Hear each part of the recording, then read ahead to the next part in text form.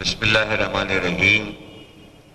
ساری تعریفیں اللہ کے لیے، درود اور سلام محمد اور آل محمد کے لیے پہنچا۔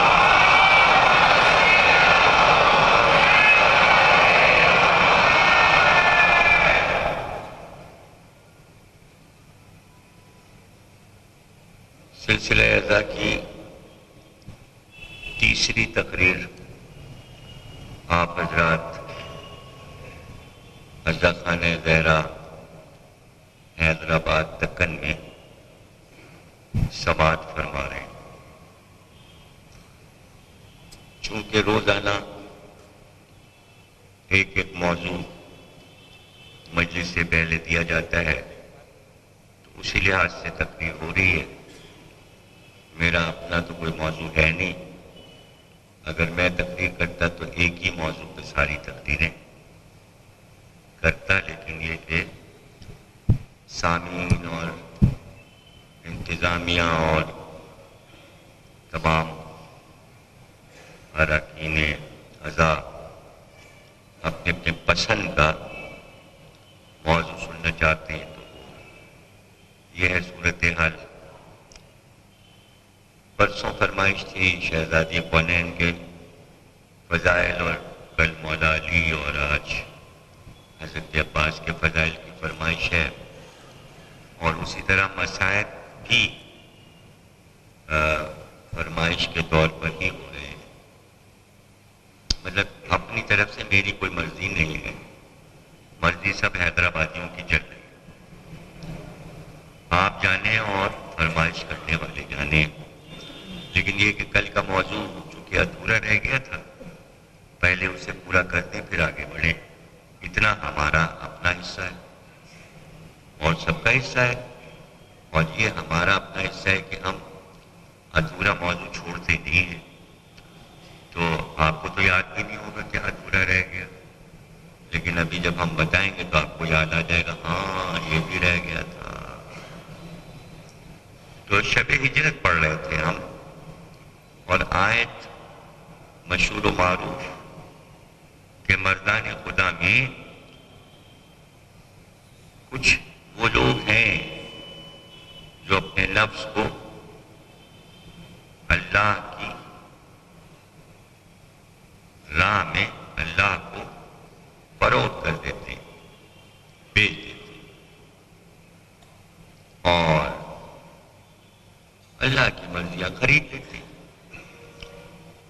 تو اللہ ان سے بہت ہی محبت کرتا ہے اور ان پہ بہت مہربان ہے، اللہ ان سے بہت قریب ہے، اور وہ سارے کام جو اللہ حکم دیتا ہے اور بندہ اسے بجا لاتا ہے تو اللہ اس میں کہتا ہے ہم اس بندے سے بہت قریب ہو جاتے ہیں۔ جیسے ان اللہ مع الصابرین، اللہ کہتا ہے میں صابرین کے ساتھ ہوں۔ تو اب یہ ساتھ جو ہے، یہ آپ کے ساتھ بیٹھے ہیں، یہ آپ کے ساتھ بیٹھے ہیں، یہ آپ کے ساتھ بیٹھے ہیں، تو یہ ساتھ جو ہیں یہ سب جگہ میں آپ ایک دوسرے کے شریک ہیں۔ تو اللہ کہتا ہے صابرین میں میں شریک ہو جاتا ہوں۔ اب یہاں مسئلہ یہ ہے مسلمانوں کا، شیعوں کا، سنیوں کا، کہ عقیدتاً وہ لا شریک ہے، نہ وہ کسی میں شریک ہوتا ہے نہ کوئی اس میں شریک ہوتا ہے، لیکن پھر اللہ یہ بھی کہتا ہے کہ ہم ساتھ ہو جاتے ہیں۔ اللہ ایک ہے، وہ کسی میں سماتا نہیں، وہ کسی کے قریب نہیں آتا، اور پھر یہ بھی کہتا ہے کہ میں ہر انسان کے رگ گلو کے قریب ہوں، یہاں چپکا ہوا ہے یہ رگ گلو، اور یہاں اللہ ہر ایک کے ساتھ۔ تو یہ آیات اور یہ چیزیں سمجھنے کے لیے ضروری ہے کہ ہم تشدد پسند نہ ہوں۔ جتنی توحید خود اللہ سمجھا رہا ہے اتنی سمجھیں، اپنی اس میں رائے شامل نہ کریں، رائے شامل نہیں کریں۔ تو اپنی طرف سے دین نہیں بنایا جاتا، ہر آدمی جو ہے چاہتا ہے کہ میں اپنی رائے اللہ کے دین میں شامل کر دوں. اس کو کہتے ہیں شرک.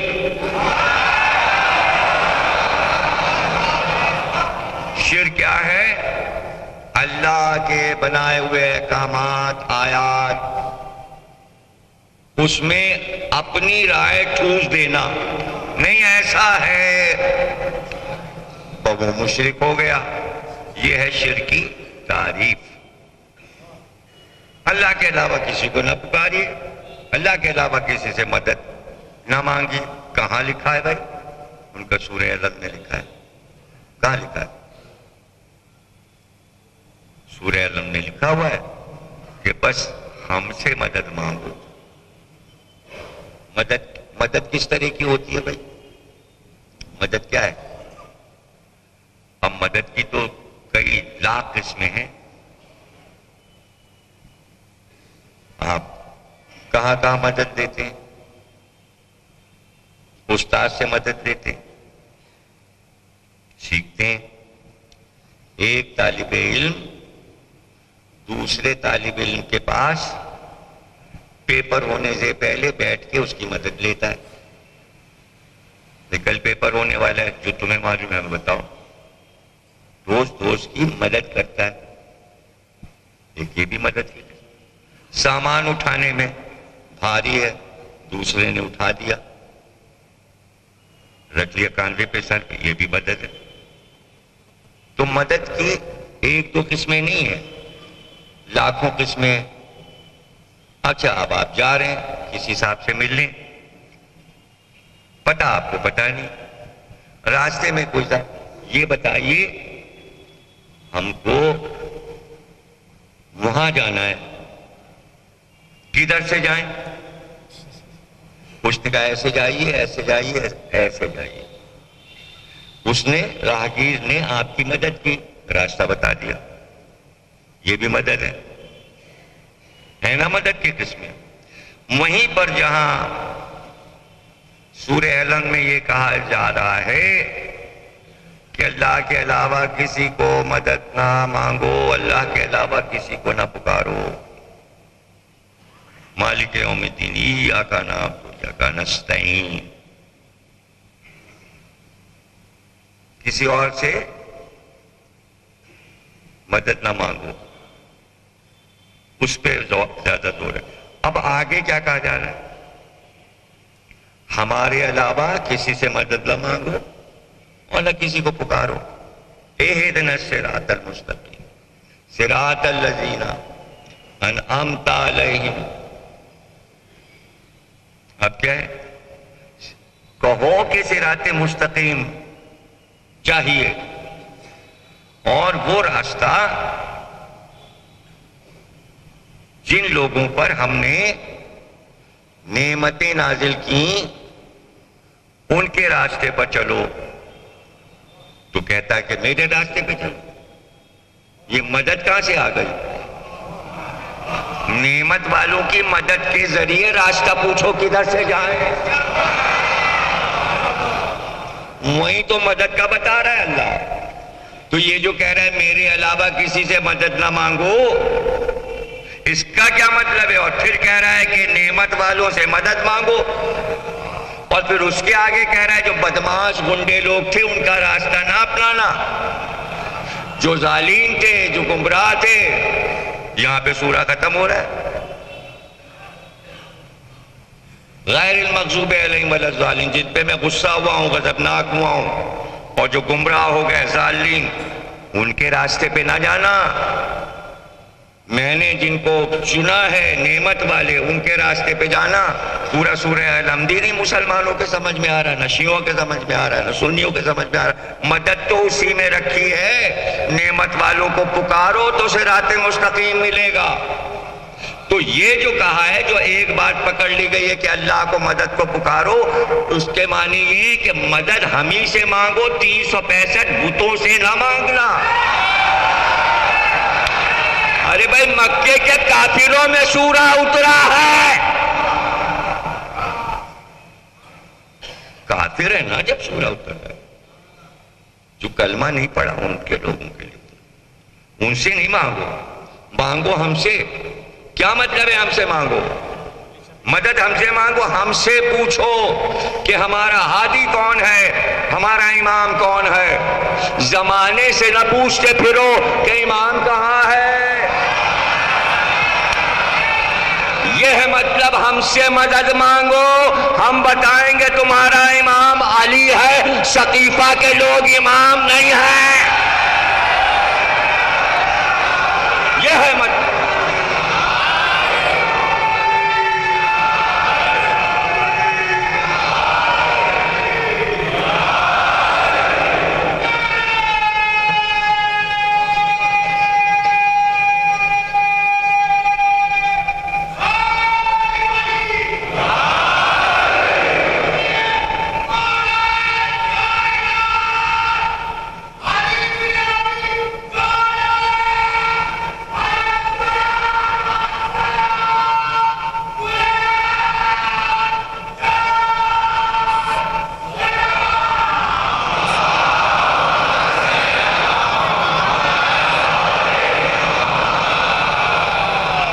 اب اس پر ہی دیکھیے سب لوگ پریشان ہوتے ہیں کہ اللہ کی ساری صفات آپ لوگ علی میں بیان کر دیتے ہیں، اس میں کیا پریشانی؟ میرے سمجھ سے باہر ہے. پوری امت مسلمانوں کی، ان کے پاس جو کچھ ہے، امت کے پاس جو صفات یہ بیان کرتے ہیں لوگوں کی آپس میں، وہ سب اللہ کی صفات خود بیان کر لیں گے. ہم علی کے لیے بیان کریں تو وہ شرک ہو گیا اور یہ ہو رہا اور علی کو بڑھا دیا اور فلانا بڑھا دیا. آپس میں کر لیں گے ایک دوسرے کے لیے. کیسے؟ اللہ عالم ہے. نہیں، عالم تو یہ ہے جو امامہ باندھے ہیں، یہ جو نماز پڑھا رہے ہیں یہ عالم ہے. اللہ کی صفت عالم لے کے نام رکھ دیا. کوئی نہیں کہہ رہا شرک ہو گیا. اللہ کہہ رہا ہے وکیل میں ہوں. ان کا یہ جو کالا کوٹ پہنے وکیل صاحب یہ جا رہے ہیں. یہ کیا ہے بھائی؟ ہو وہ خالق ہے، وہ ہے نا خالق صفت. آپ کو پتہ ہے جہاز کا خالق کون ہے، اور بلب کا خالق کون ہے، اور ٹی وی کا خالق کون ہے؟ یہ کیا ہوا بھائی؟ یہودیوں کو بھی خالق کہہ رہے ہیں جو ٹی وی بنا رہا ہے. جو سائنس کا خالق ہے وہ بھی خالق ہے. تو اللہ کی ساری صفات دنیا میں بانٹ دی. تم عالم ہو، تم وکیل ہو، تم خالق ہو، تم ستار ہو، تم غفار ہو، تم واحد صاحب ہو، تم فلانے صاحب ہو. ساری صفتیں بانٹ دی. وہی صفات جمع کر کے ہم نے جب کہا علی خالق ہے، علی عالم ہے، علی وکیل ہے.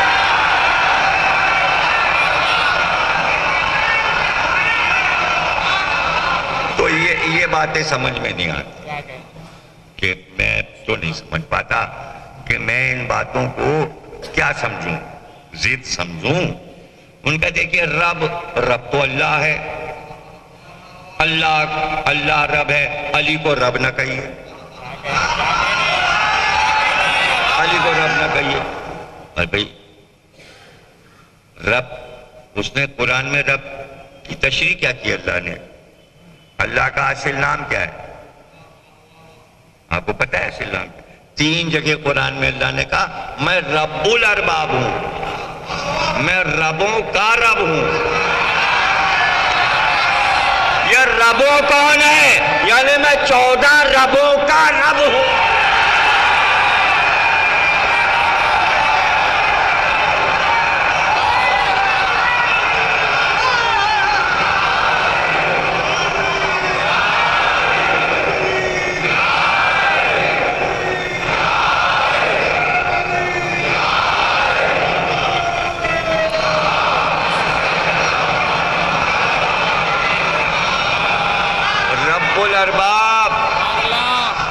رب الارباب، ربوں کا رب. تو یہ سوچنے کی باتیں ہیں، سمجھنے کی باتیں ہیں. اپنے کو علی بھی کہتا ہے. وہ قرآن میں اللہ اپنے کو علی کہتا ہے، اور کہتا کیا ہے؟ میں علی کبیر ہوں. تو کبیر لگانے کی کیا ضرورت تھی؟ اس کے معنی صغیر علی ہے اور کبیر علی وہ ہے. علی دو ہیں، ایک کبیر ایک صغیر. تو اس میں کیا پریشانی ہو گئی؟ تو یہ شرک ہو گیا. یہ دیکھیں، یہ شرک ورک نہیں ہوا، اس کی جو کنجی ہے وہ بتا دوں آپ کو. شرک وغیرہ کا معاملہ ہے ہی نہیں ہے، پیچھے کچھ اور. وہ سن لیجئے کیا ہے. وہ یہ ہے کہ یہ علی والے بڑے آرام سے ہزاروں لاکھوں فضائل علی کے بیان کر لیتے ہیں اور سننے والے خوش بھی ہو لیتے ہیں. ہمارے پاس ڈھاک کے 3 پتے ہیں بس.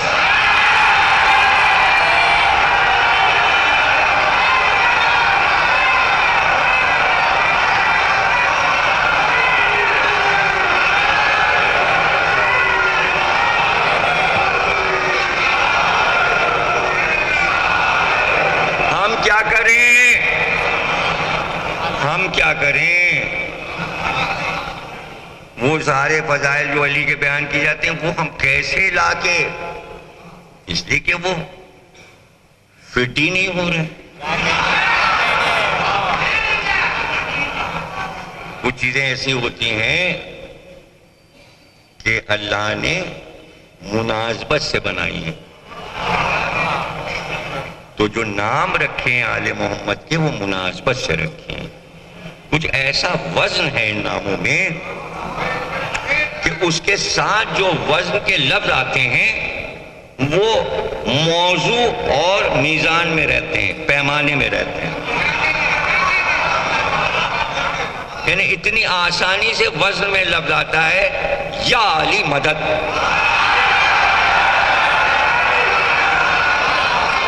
اب یا بھی لفظ ہے اور مدد بھی، بیچ میں علی کو ہٹا دیجئے. اب وہاں پہ نام رکھتے جائیے یا مدد یا مدد یا مدد یا مدد، سب ڈس بیلنس ہو جائے گا. ایک وزن کے ساتھ ہے لفظ علی ولی، بیلنس. اب کیا ہو؟ فلاں ولی فلاں ولی فلاں ولی. ارے بھائی کتنی گردن میں موچ اور لوچ آ جائے اور زبان میں کتنی موچ آ جائے گی. آرام سے بچے نے کہہ دیا علی ولی، آرام سے کہہ دیا علی ولی اللہ، وزن میں ہے علی ولی اللہ. اب فلانا وہ عبد القدوس ولی اللہ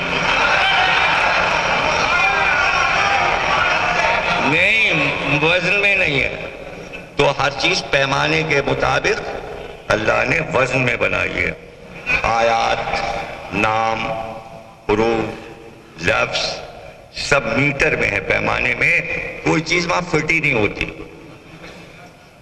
یہ ہے معجزہ آل محمد کا کہ یہ فضیلتیں، یہ الفاظ کہیں جا کر رکھے نہیں جا سکتے.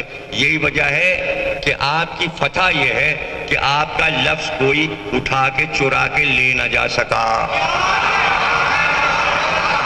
تو آپ کہہ رہے ہیں علم، تو علم کوئی اپنے جھنڈے کو علم نہیں کہتا.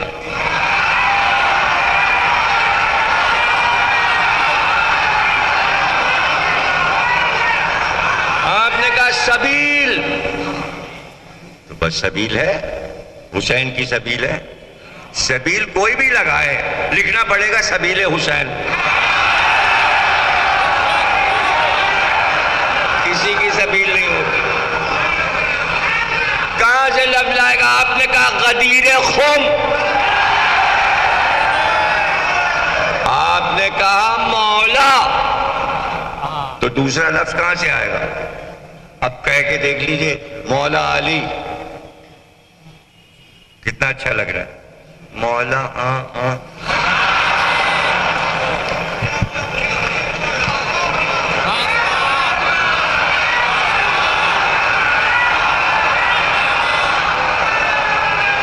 بھئی کتنا اچھا لگتا ہے. آپ نے کہا غازی عباس، کہہ کے تو دیکھ.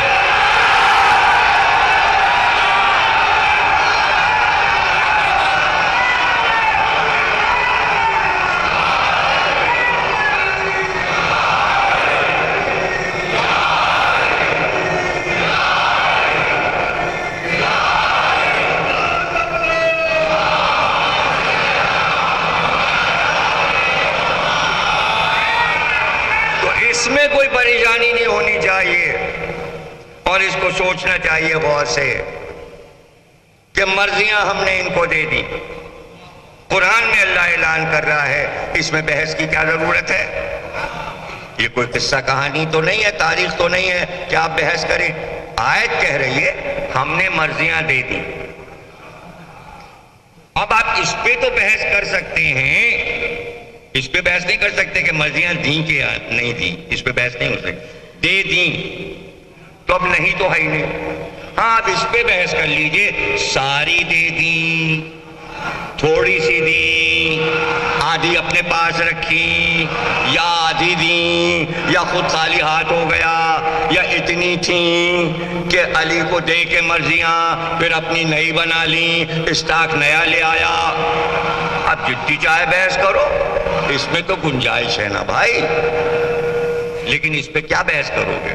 وہ توحید پہ زر پڑے گی اگر اس پہ بحث کرو گے کہ کتنی تھیں، سب دے دیں، خالی ہاتھ ہو گیا، یا اور مرضیاں تھیں۔ نہیں، یہ مسئلہ نہیں ہے، مرضیاں ہیں اللہ ہی کے پاس۔ نہیں سمجھے؟ مرضی اسی کی ہے، پھر علی کو کیا دیا؟ مرضیاں اسی کے پاس ہیں، پہلے بھی تھیں، رہیں گی قیامت تک، مرضیاں سب اللہ کے پاس۔ علی کو کیا دیا سمجھیں گے آپ؟ امام صادق فرماتے ہیں ہم ارادہ الہی ہیں، جب ہم ارادہ کرتے ہیں تو وہ ارادہ کرتے ہیں۔ مرضی کا مطلب یہ ہے کہ تم جب ارادہ کرو گے وہی ہماری مرضی ہے۔ یہ ہے مرضات اللہ۔ اب یہ بھی کسی کی سمجھ میں نہ آئے، اور کبھی فرمایا امام نے وہ ہم بن جاتا ہے، اور کبھی ہم وہ بن جاتا ہے۔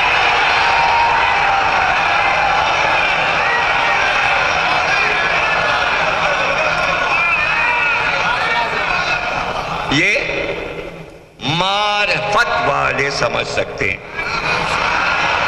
اور امام صادق فرما رہے کبھی وہ ہم بن جاتے، کبھی ہم۔ وہ ارادہ کرتا ہے تو ہم کام کرتے ہیں، ہم ارادہ کرتے ہیں تو وہ کام کرتے ہیں۔ سمجھے نا؟ ارادہ سیدہ بی بی کا تھا کہ بچوں کے کپڑے درزی لائے،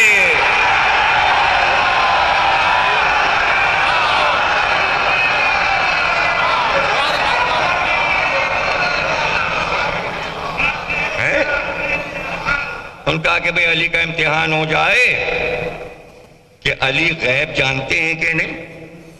اس کی بڑی فکر رہتی تھی لوگوں کو، رسول اللہ غیب جانتے ہیں، علی غیب جانتے ہیں، مطلب فکر یہ رہتی تھی گھر میں ہم جو کچھ کر رہے ہیں یا کہیں بیٹھے کچھ غیبتیں وغیرہ کر رہے ہیں تو پتہ تو نہیں چل جاتا، تو اس کو آزماتے تھے کہ ابھی ابھی کیا ہوا ہے، ابھی ابھی کیا ہوا ہے۔ تو ابو جہل ایک بار آیا، کچھ اس نے بد تہذیبی کی، تو آپ نے کہا تو نے پڑوس کا مرغ ابھی تو چرا کے کھایا ہے، اور فلا جگہ تو ہڈیاں گاڑ کے آیا، بھاگ گیا۔ تو کافی ڈرنے لگے تھے کہ بھئی یہ کفر جو ہے لرزہ بر اندام اس لیے تھا مکے کا کہ یہ سب جانتے ہیں، ان کو خبر ہو جاتی ہے۔ تو انہوں نے کہا کہ جنازہ تیار کر لو، اور ایک 20 سال کے لڑکے کو لٹا لیا، لٹا کے کپڑا ڈال کے جنازہ بنا کے لے آئے، لا الہ الا اللہ کنڈا دیتے ہوئے، اور علی سے کہا نماز جنازہ پڑھا دیجئے۔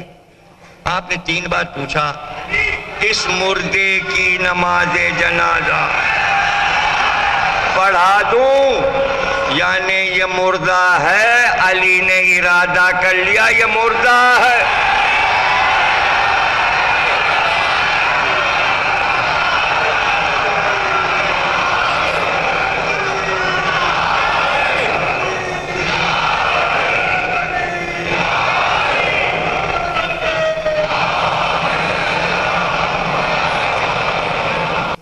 اس پہ تو بحث کر سکتے ہیں، اس پہ بحث نہیں کر سکتے کہ مرضیاں دیں کہ نہیں دیں، اس پہ بحث نہیں ہو سکتی. دے دیں تو اب نہیں تو ہے ہی نہیں. ہاں اب اس پہ بحث کر لیجئے، ساری دے دیں، تھوڑی سی دیں، آدھی اپنے پاس رکھی، یا آدھی دیں، یا خود خالی ہاتھ ہو گیا، یا اتنی تھیں کہ علی کو دے کے مرضیاں پھر اپنی نئی بنا لیں، اسٹاک نیا لے آیا. اب جتنی چاہے بحث کرو، اس میں تو گنجائش ہے نا بھائی. لیکن اس پہ کیا بحث کرو گے؟ وہ توحید پہ زر پڑے گی اگر اس پہ بحث کرو گے کہ کتنی تھیں، سب دے دیں، خالی ہاتھ ہو گیا، یا اور مرضیاں تھیں. نہیں، یہ مسئلہ نہیں ہے. مرضیاں ہیں اللہ ہی کے پاس. نہیں سمجھے؟ مرضی اسی کی ہے. پھر علی کو کیا دیا؟ مرضیاں اسی کے پاس ہیں. پہلے بھی تھیں، رہیں گی قیامت تک، مرضیاں سب اللہ کے پاس. علی کو کیا دیا؟ سمجھیں گے آپ؟ امام صادق فرماتے ہیں ہم ارادہ الہی ہے.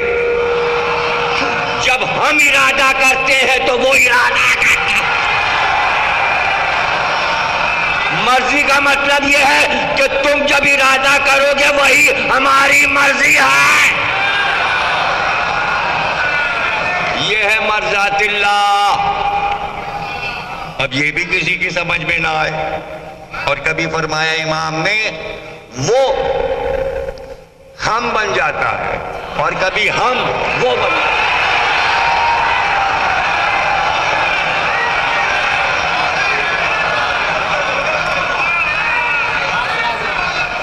یہ معرفت والے سمجھ سکتے ہیں. اور امام صادق فرما رہے کبھی وہ ہم بن جاتے، کبھی ہم. وہ ارادہ کرتا ہے تو ہم کام کرتے ہیں، ہم ارادہ کرتے ہیں تو وہ کام کرتے ہیں. سمجھے نا؟ ارادہ سیدہ بی بی کا تھا کہ بچوں کے کپڑے درزی لائیں.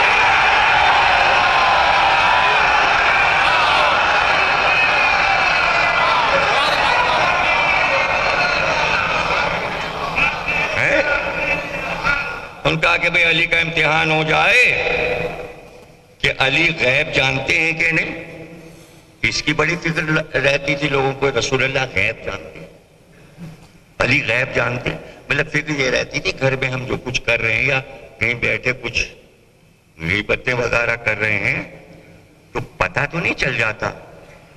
تو اس کو آزماتے تھے کہ ابھی ابھی کیا ہوا ہے، ابھی ابھی کیا ہوا ہے. تو ابو جہل ایک بار آیا، کچھ اس نے بد تہذیبی کی، تو آپ نے کہا تو نے پڑوس کا مرغ ابھی تو چرا کے کھایا ہے، اور فلا جگہ تو ہڈیاں گاڑ کے آیا، بھاگ گیا. تو کافر ڈرنے لگے تھے کہ بھئی یہ کفر جو ہے لرزہ براندام اس لیے تھا مکے کا کہ یہ سب جانتے ہیں، ان کو خبر ہو جاتی ہے. تو انہوں نے کہا کہ جنازہ تیار کر لو، اور ایک 20 سال کے لڑکے کو لٹا لیا، لٹا کے کپڑا ڈال کے جنازہ بنا کے لے آئے، لا الہ الا اللہ کنڈا دیتے ہوئے، اور حدیث کا نماز جنازہ پڑھا دیجئے. آپ نے 3 بار پوچھا اس مردے کی نماز جنازہ پڑھا دوں، یعنی یہ مردہ ہے، علی نے ارادہ کر لیا یہ مردہ ہے.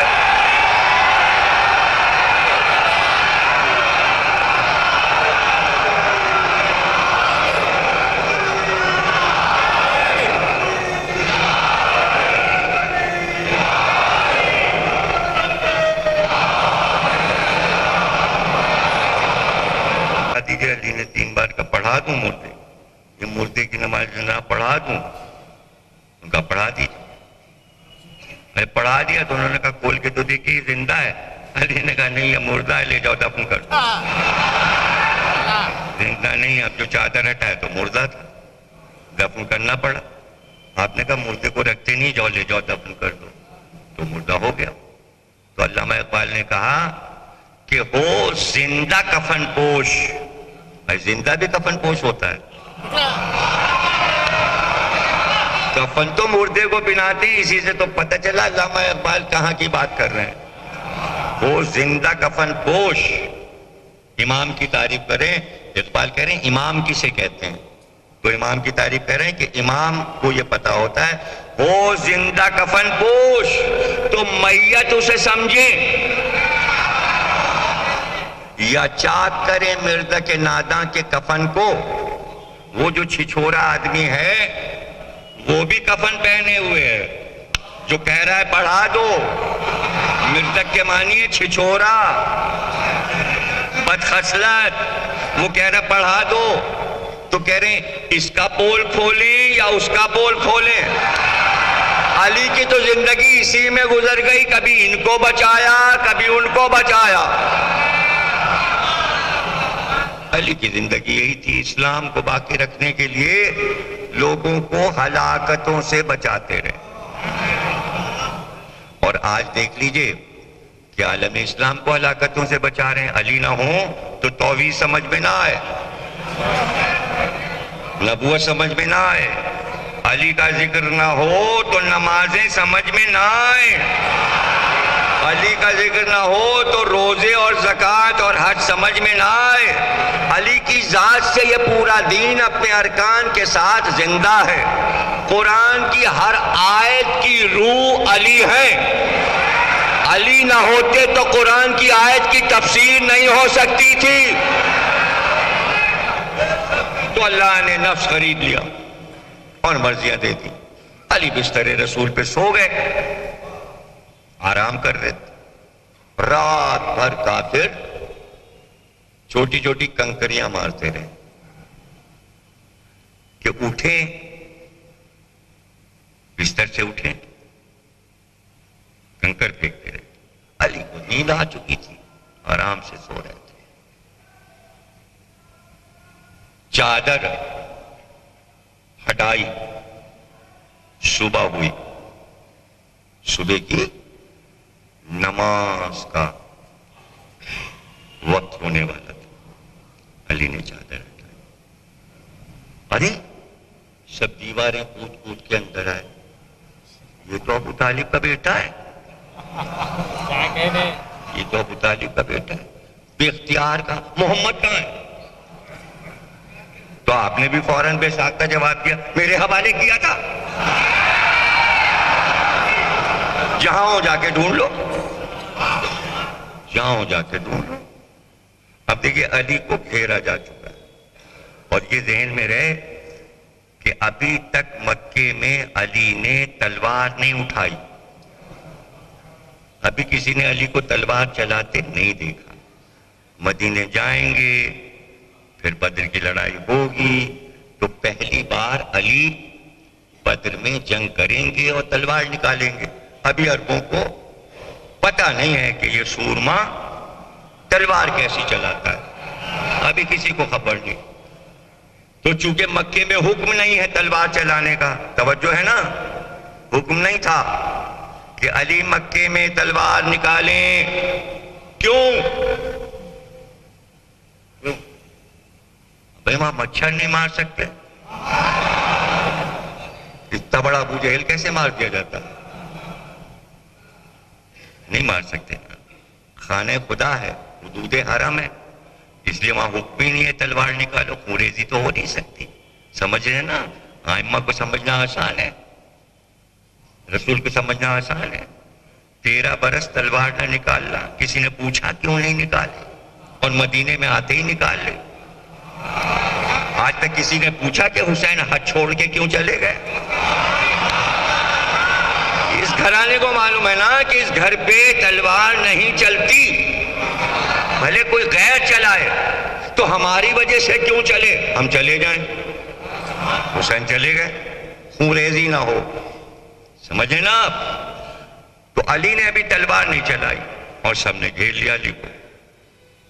اب علی، ابو جہل علی سے باتیں کر رہا ہے، پوچھ رہا ہے کہاں ہے محمد. علی سامنے دیکھ رہے ہیں. پیچھے والا جو پہلوان تھا اس نے تلوار نکالی اور جا کے علی کا سر گردن سے فوراً اڑا دے. اس میں سیکنڈ لگے، سیکنڈ. اور علی ابو جہل سے کیا کہہ رہے تھے؟ وہ کہہ رہا تھا کہ ہم تمہیں چھوڑیں گے نہیں ابو طالب کے بیٹے. تو علی نے کہا سن ابو جہل، تجھے پتا ہے ابو طالب کے بیٹے کے پاس اتنی شجاعت ہے، تلوار تو چلا ہی نہیں، اتنی شجاعت ہے کہ اگر میری شجاعت دنیا کے تمام بزدلوں میں تقسیم ہو تو پوری دنیا کے بزدل شجاع بن جائیں. ابو جہل سن، ابو طالب کے بیٹے کے پاس اتنا علم ہے کہ دنیا کے تمام جاہلوں میں اگر میرا علم تقسیم ہو تو پوری دنیا کے جاہل عالم بن جائیں. اور سن، ابو طالب کے بیٹے کے پاس اتنی سخاوت ہے کہ دنیا کے سارے کنجوسوں میں میری سخاوت بانٹی جائے تو دنیا کے کنجوس سب سخی بن جائیں. اب یہ دیکھیں گفتگو بس اتنی تھی جتنی دیر میں نے کی، اور اس نے چلائی تلوار، اور علی ادھر دیکھ نہیں رہے تھے اور ادھر کر رہے تھے بات ابو جہل سے کر رہے تھے، تلوار پیچھے سے چلی، اور بات کرتے کرتے ایک بار علی نے الٹا ہاتھ، سیدھا نہیں الٹا ہاتھ یوں کر کے جو گھمایا تو جو تلوار اٹھایا تھا اس کے منہ پہ پڑا، گرا تڑپا اور 3 گھنٹے بے ہوش پڑا رہا.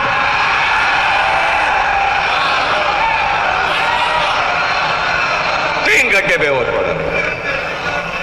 نام وام سب تاریخ میں لکھا ہے، ہم تو بغیر نام وام کے بات کرتے ہیں. کہاں ناموں میں پڑھیں اور کہاں اتنے نام یاد رہیں گے؟ حافظہ نہیں، ناموں کا حافظہ نہیں. اور اس کے بعد علی اٹھے اور کہا سنو، میرے بھائی نے مجھے اس لیے چھوڑا ہے کہ ان کے پاس تم لوگوں کی امانتیں تھیں، تم امانتیں رکھاتے تھے. اگر ہم چلے جاتے تو تم کہتے ہماری امانتیں لے گئے بنی ہاشم. ہم کو اس لیے چھوڑا کہ سب کی امانتیں جہاں جہاں رکھی ہیں انہیں واپس کر کے آنا. اب پتہ چلا علی کو کیوں چھوڑا ہے. اور علی باہر گئے اور مکے کے بازار سے، وہیں سے مکے والوں سے، بدوؤں سے 4-5 اونٹ کرائے پہ لے آئے اور لا کے گھر کے سامنے بنوا دی. اور خادموں سے کہا سب پہ ناکے باندھ دو اور پردے ڈال دو. گھر کی ساری عورتیں میرے ساتھ ہجرت کر کے جائیں گی. رسول اللہ تو اکیلے گئے، بیویاں تو ابھی گئیں نہیں. تو کہتے ہیں اس اماری میں 5 بیویاں ایسی تھی جن کے نام فاطمہ تھے. فاطمہ بنت اسد، فاطمہ بنت زبیر، فاطمہ بنت حمزہ، فاطمہ بنت محمد. 5 فاطمہ اور سب تسبیح پڑھ رہی تھیں ہماریوں میں. علی نے سب کی امانتیں دیں اور غلام سے کہا کہ اونٹوں کو لے کر چل. اور علی بھی چلے ساتھ میں ناکوں کو لے کے. بیویاں سب ناکوں پر. جب مکے کے بالکل باہر نکل گئے کہ اب سرحد سے باہر نکل گئے، یہاں اب سب جمع ہوئے، تلواریں نکالی مکے والوں نے اور گھوڑوں پہ بیٹھے اور کہا سنو، وہ تو نکل گیا عبداللہ کا بیٹا، ابو طالب کا بیٹا بھی اگر ہاتھ سے نکل گیا تو ہم کہیں کے نہیں رہیں گے. کیوں نہ ہم آج علی کو یہاں مار لیں، قتل کر لیں، تاکہ محمد کی آدھی طاقت تو ختم ہو جائے. بعد میں محمد کو بھی قتل کر لیں گے. اس لیے سب چلو اور حملہ کرو. عورتیں ہی تو ساتھ ہیں، کیا کر پائیں گے.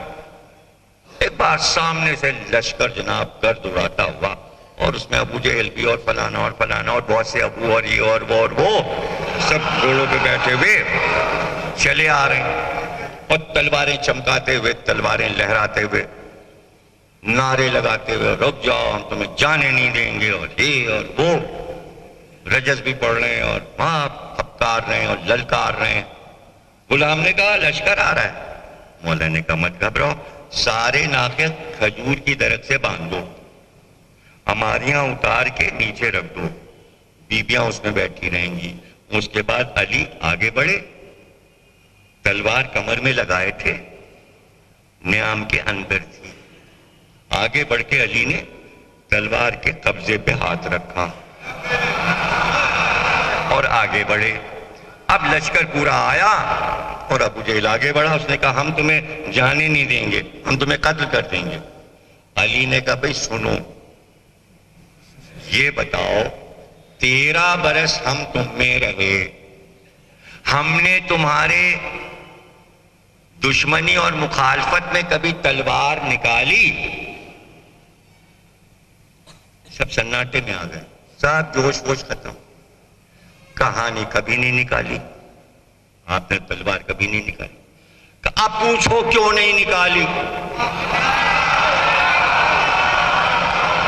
سب نے کہا بھئی کیوں نہیں نکالی؟ کا روز ارادہ کرتا تھا کہ جا کر تم لوگوں کا قیمہ بنا دوں. جیسے ہی میں تلوار اتارتا تھا میرا بھائی محمد مجھ سے لپٹ جاتا تھا، کہتا تھا علی ابھی نہیں، ابھی نہیں. میں تلوار رکھ کے باہر آ جاتا تھا خالی ہاتھ. سنو، مجھے بار بار محمد روکتے تھے، اب اس وقت مجھے کوئی روکنے والا.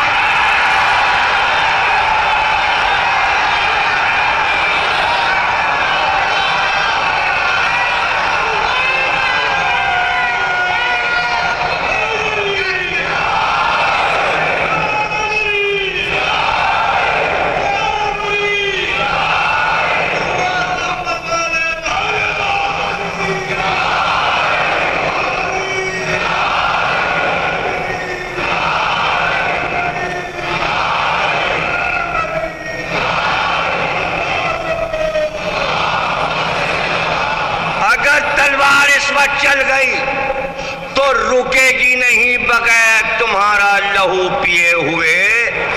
لشکر پیچھے کی طرف الٹ گیا، ایسے بھاگے جیسے تھے ہی نہیں. علی نے غلام سے کہا ناکوں پر ہماریاں رکھو، روانہ ہو جاؤ. کہ شان سے مکے سے علی نکلے اور مدینے پہنچے. رسول اللہ بھی پہنچ چکے تھے مدینے. سرحد مدینہ پہ استقبال ہوا. ایک ایک کہہ رہا ہے ہمارا مکان خالی ہے، ہمارا مکان خالی ہے، ہمارے مکان میں تشریف لے چلیے. آپ نے کہا ہم مدینے میں قدم رکھیں گے ہی نہیں. سب نے کہا سرکار تھکے ہوئے، کہ جب تک علی نہیں دکھائی دیں گے میں مدینے کے شہر میں علی کے بغیر داخل نہیں ہوں گا. اور پھر خوشخبری مل گئی کہ علی آ گئے. دوڑ کر علی کو گلے سے لگا لیا اور علی کو لے کر ساتھ میں مدینے میں داخل ہوئے. اور اس کے بعد کہا بھئی یہ فیصلہ کہ کس کے گھر پہ رہیں گے. ناکے سے اترے اور ناکے کو چھوڑ دیا اور کہا دیکھو یہ ناکہ چلے گا، یہ جہاں جہاں جائے گا اس کی مہار میں نے زمین پہ چھوڑ دی. یہ اس کا رسی کا ٹکڑا جو ہے مہار، یہ جہاں جہاں خط کھینچے گی اتنے حصے میں ہم رہیں گے. اس نے خط کھینچ دیا. آپ نے کہا بنیاد رکھ دو، یہ ہے پہلی مسجد نبوی. بھائی بنیاد کس نے رکھی؟ ایک جانور نے، ایک جانور نے. جانور لکیر کھینچے تو سرحد بنے. دنیا کی پہلی مسجد کون سی ہے؟ پہلی مسجد مسجد نبوی. پہلی مسجد ایک جانور کے گلے کی رسی سے حد بندیوں میں بنی. تو اللہ کا گھر جانور کا احسان مند ہے. ہم ایک جانور اگر گھوڑا نکال دیں جلوس میں تو لوگوں کو پریشانی ہو جاتی ہے. پریشانی کوئی بات نہیں. جانور حصے دار رہا ہے ہمیشہ انبیاء کے گھرانے کا، اس میں کوئی پریشانی نہیں ہونی چاہیے. سارے جانور اس گھر کے حصے دار رہیں، پرندے بھی، جانور بھی، گھوڑا بھی، اونٹ بھی، کبوتر بھی. سب کا قرآن میں بھی ذکر ہے، حدیثوں میں بھی ذکر ہے. اور میری دو کتابیں اگر آپ پڑھیے کہاں یہاں آپ کو ملتی ہوں گی وہاں سے کتابیں. انسان اور حیوان میں نے اشرا پڑھا ہے, پورا اشرا ہے, نیٹ پر بھی ہے کہ جانور نے کیا خدمات کی ہیں آئمہ کی اور انبیاء کی. اور اس کے علاوہ دوسری کتاب ہے میری میر انیس کے کلام میں حیوانات کا تذکرہ, وہ بھی پڑھیے, دلچسپ کتاب ہے. تو پڑھیں بھی, سنیں بھی اور پڑھیں بھی. اور جسے اردو نہیں آتی وہ اردو ضرور سیکھے. پھر میں کہوں گا کہ اہل بیت دنیا کی کوئی زبان نہ سمجھا سکی, نہ عربی سمجھا سکی نہ فارسی. اردو نے بتایا اصل میں کہ اہل بیت کی ذات کیا ہے. ہم اردو کے احسان مند ہیں کہ اس نے روحانیت سمجھا دی, معرفت سمجھا دی. دیکھیے عربی کو اگر سمجھانا ہوتا تو یہ نہ کہتی عربی کہ مولا کے 18 معنی ہیں, سمجھا دیتی پھر علی کو, کہتی نہیں ایک ہی معنی ہے, علی ولی اللہ. عربی کو کہنا چاہیے تھا نا, لیکن یہاں آئے تو اردو نے سمجھا دیا کہ صرف علی ولی اللہ نہیں, خلیفتہ بلا فصل بھی ہے. یہ اردو کا کارنامہ ہے, یہ عربی کا نہیں ہے, یہ فارسی کا نہیں ہے, یہ اردو کا کارنامہ ہے. یہ دکن اور لکھنؤ کا کارنامہ کہ اردو نے بچوں کو سمجھایا کہ علی ولی اللہ کے آگے بھی اور کچھ ہے, حجت اللہ بھی ہے نا, سمجھ ہے نا. تو اردو کی خدمت اب ہمیں کرنی چاہیے. پہلے اردو نے خدمت کی عوام کی دکن میں اور لکھنؤ میں, اب آپ کو کرنی چاہیے. ہندی کوئی الگ نہیں ہے, ہندی بھی اردو ہی ہے, لکھنے میں فرق ہے, پڑھی ایک ہی طریقے سے جاتی. وہ ہندی میں آپ لکھیں گے آنا تھا, تو اردو میں لکھیں گے الف زبران زبرنا آنا تے اے الف تھا. اور ہندی میں لکھیں گے بڑا آ, نا کے آگے پھر آ کی بندی, آنا, اور تھا تھا, اور آ کی پائی تھا. پڑھنے میں تو ایک ہی, لکھنے کا مسئلہ ہے. تو اب کمپیوٹر پہ بڑی آسانی ہے, ان پیج بھی آ گیا, ان پیج میں آپ آرام سے عربی بھی لکھ سکتے ہیں, فارسی بھی لکھ سکتے ہیں, اردو بھی لکھ سکتے ہیں. تو کمپیوٹر پہ بیٹھ کے سیکھیے. ٹائم پروفیسر احتشام حسین نے لکھا 12 برس کا بچہ 12 زبانیں سیکھ سکتا ہے 12 سال کی عمر میں. یہ قدرت کی طرف سے ودیعت ہے. عبور نہیں حاصل کرے گا, لیکن بولنے لگے گا 12 زبانیں اور لکھنے لگے گا. اگر نہیں تو آزما کے دیکھ لیجئے, کوئی 12 برس کا بچہ کل پکڑ لیجئے گا اور اس کو بٹھا دیجئے گا, 15 منٹ ہر زبان بیٹھ کے پریکٹس کر لے, لکھ لے. فرینچ, ڈچ, جرمنی, ہندی, سنسکرت, اردو, فارسی, عربی 12 ہو گئے. 1 مہینے کے بعد پتہ چل جائے گا وہ 12 سال کا لڑکا ساری زبانیں بول بھی رہا اور لکھ بھی رہا.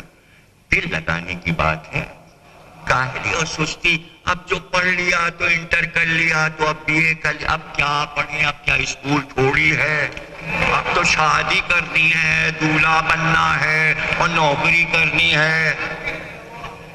وہ تو انٹر کیا ہی اسی لیے تھا کہ کہیں جاب گورنمنٹ کی مل جائے گی. تو اماں نے کہا تھا لڑکی تو ہم نے دیکھی ہوئی ہے, ہم کرا دیں. لڑکی وڑکی چھوڑیے, علم سے شادی کیجیے. زبان و ادب سے شادی کیجیے.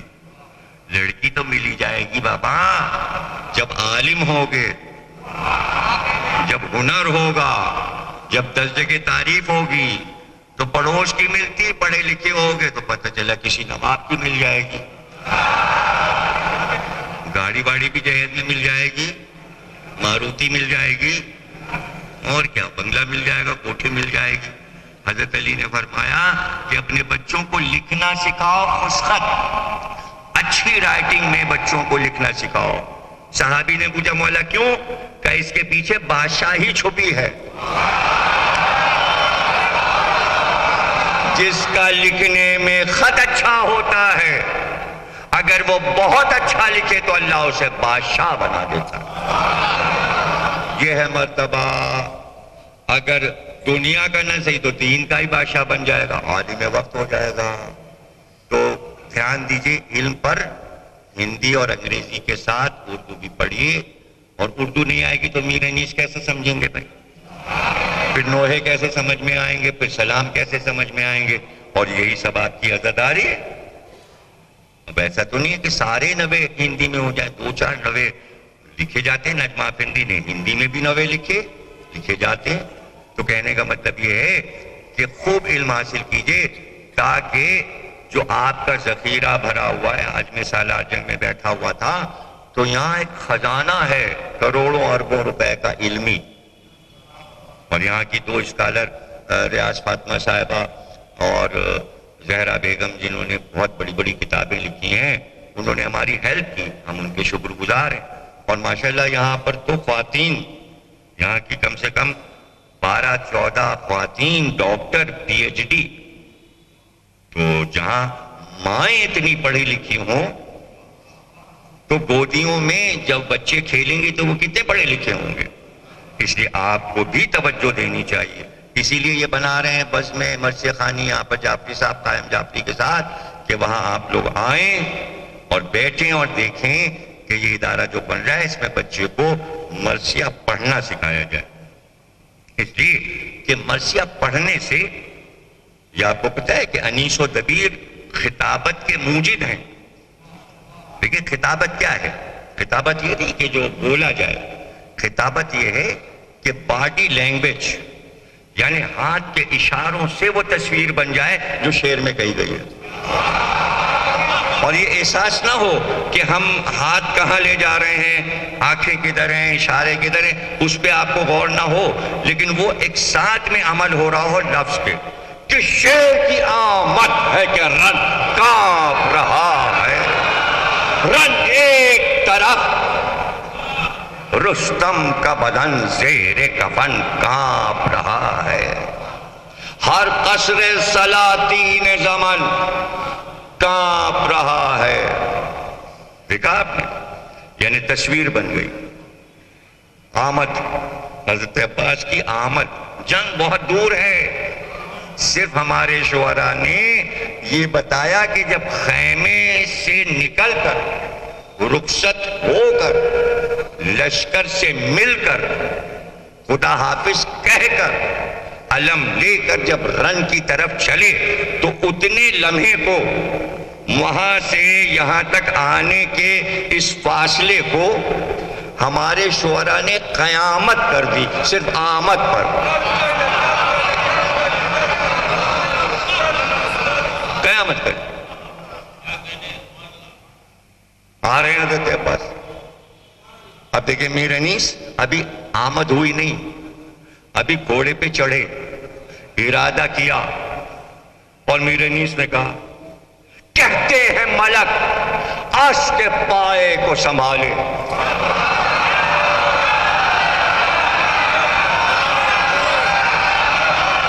کہتے ہیں ملک عرش کے پائے کو سنبھالے، گیتی کو خدا آج تباہی سے بچا لے، کیا غزوہ خندق میں بہے خون کے نالے ہیں، یہی قلعہ خیبر کے توڑنے والے، نقشہ نظر آ جائے گا پھر جنگ احد کا، ارے پوتا ہے لڑائی پہ چڑھا بنت اسد کا۔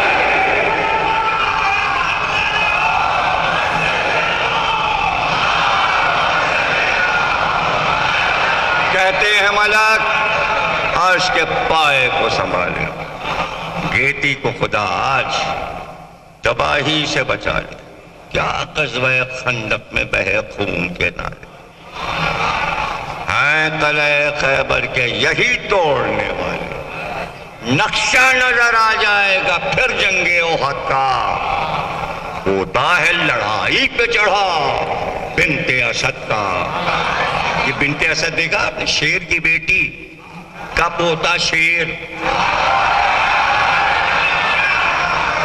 اب یہ سب دیکھیے کمالات ہیں۔ جب آپ مرثیے کو سیکھیں گے پڑھیں گے تو آپ کے علم میں لاکھوں گنا زیادہ اضافہ ہوگا۔ حیدرآبادی ایسے ہی نہیں میر انیس کے اور مونس کے سب کے عاشق ہیں، سب سے زیادہ حیدرآباد میں مرثیے پڑھے جاتے ہیں، سب سے زیادہ مرثیے حیدرآباد میں دنیا میں چلتے ہیں، کہیں نہیں، کہیں نہیں، نہ لکھنؤ میں، نہ لاہور میں، نہ کراچی، سب سے زیادہ مرثیے یہاں چلتے ہیں، سب سے زیادہ مرثیے یہاں پڑھے جاتے ہیں۔ جب سے میر انیس آئے نہ آئے جنگ کی ڈوری پر، پورا حیدرآباد ان کا دیوانہ ہو گیا، اور 136 برس گزر چکے، انیس سے محبت میں حیدرآبادیوں نے کمی نہیں کی۔ اب آپ یہاں دیکھیے انیس کا کمال، کہ یہ بات کہاں سے ذہن میں آ گئی کہ عباس آ رہے ہیں جنگ کی طرف، یہ نہیں کہہ رہے ہیں ابو طالب کا پوتا ہے، یہ نہیں کہہ رہے ہیں کہ علی کا بیٹا ہے، شیر خدا کا بیٹا ہے، سارے سمبلس ہیں، کہیں کہ بھئی یہ حسین کا بھائی ہے، حسن کا بھائی ہے، یہ جعفر طیار کا بھتیجا ہے، اتنے تو یہاں گھر میں سب شجاع ہیں، یہ فاطمہ بنت اسد کیوں انیس کو یاد آئی؟ ہاں یہی سمجھانا ہے اس وقت جناب عالی، تاکہ بچوں کے سمجھ میں مرثیہ آئے۔ اب آپ دیکھیے، جیسے ہی مولا خیبر میں پہنچے اور مرہب مقابل میں آیا، مرہب مقابل میں آ گیا تو مولا علی نے اس سے کہا واپس جا، چلا جا۔ اس نے کہا کہ میں کیوں جاؤں، میں جاؤں گا تو سب عورتیں ہنسیں گی، تو میں تو واپس نہیں جاؤں گا، کہ یہ بھاگا ہے میدان سے۔ کہا کلمہ پڑھ لے، کہ یہ ہمیں گوارا نہیں۔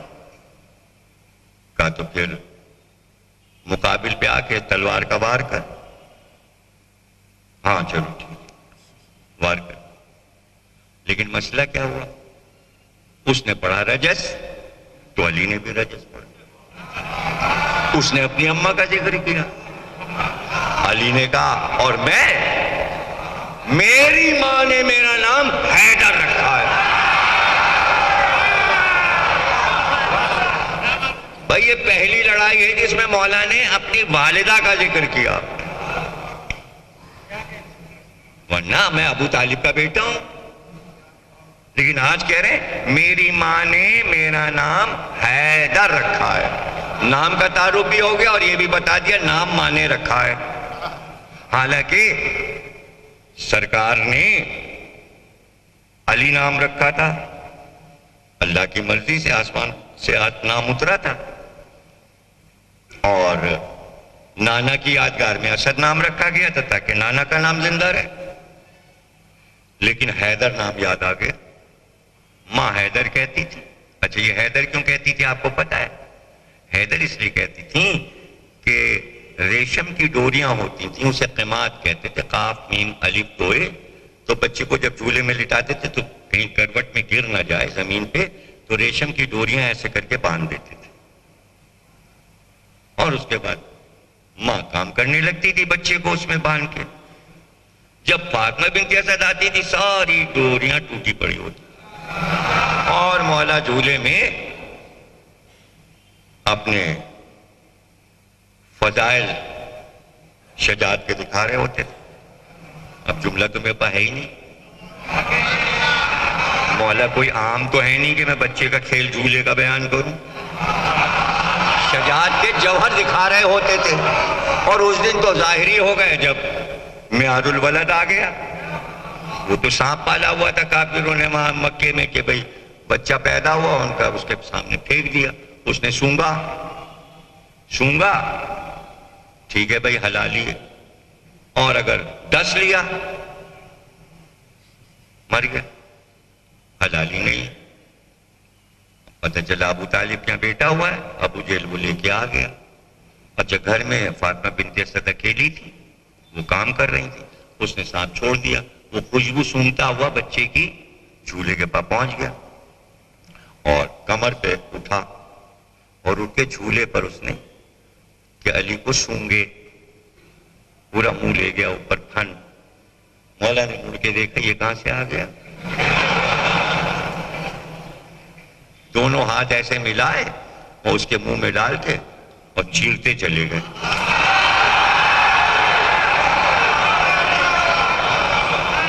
ایک ٹکڑا ادھر اور ایک ٹکڑا ادھر. جب بہت دیر ہو گئی واپس نہیں آیا. وہ تو اپنا کام کر کے آتا تھا, عادی تھا. تو ابو طالب کو لے کے آیا. ابو کہا بھائی تمہارے بچے کے لیے میں نے معیار الولد یعنی جو ولدیت بتاتا ہے, ولدیت کا معیار بتاتا ہے, اس کا نام رکھا ہوا تھا صاحب کا. وہ تو اندر گیا تھا, آیا نہیں. ابو طالب آئے. ابو جہل سے کہا کہ دیکھ لے کیا ہوا. اندر آیا تو وہ مرا پڑا تھا, 2 ٹکڑے. وہ تو غصے میں آ گیا. اس نے کہا اب فیصلہ کیسے ہوگا کہ بچہ حلالی ہے یا یہ تو بتاتا تھا. تو اتنی دیر میں رسول اللہ نکل کے آ گئے. کہا ابو جہل جا, انسانوں کے ولدیت کا معیار درندہ نہیں ہوتا. اب آج سے قیامت تک حلالی اور اس کا فیصلہ علی سے ہوگا.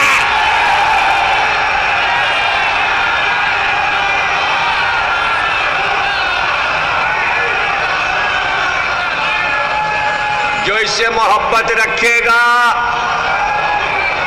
اور جو اس کا دشمن ہوگا. اب فیصلہ علی سے ہوگا. اب علی ہی میزان ہے. اب آپ پوچھتے تو نہیں پھریں گے آپ کا شجرہ کیسا ہے اور آپ کا شجرہ کیسا ہے. آپ کے پاس تو ایک ہی ترازو ہے. آپ کو پتہ لگانا ہے. اگر شادی کرنی ہے, کوئی رشتہ لے کے گئے ہیں, بھئی کس خاندان کے کیا ہیں, آپ بیٹھے جا کے مولا علی کے فضائل پڑھنے لگے. اگر وہ 2-3 بار انہوں نے چکر لگایا, غصے میں آ گئے, تو آپ واپس آ گئے. بھائی یہ علی والے تو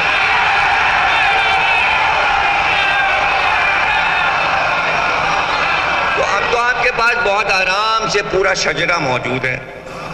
فضائل علی پہ جو خوش ہو گیا, 4 آپ نے سنا ہے, 8 انہوں نے سنا. ان کا بھائی ماشاءاللہ ہمیں یہ رشتہ منظور ہے.